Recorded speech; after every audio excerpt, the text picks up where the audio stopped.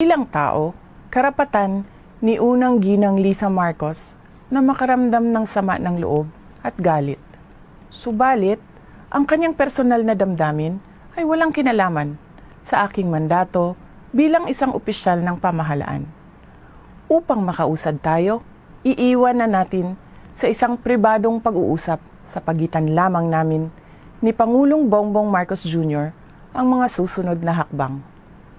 Mga kaigsuunan, nag-atubang ang ato ang nasod ug dagkong mga problema nga kinahanglang solusyonan sa gobyerno.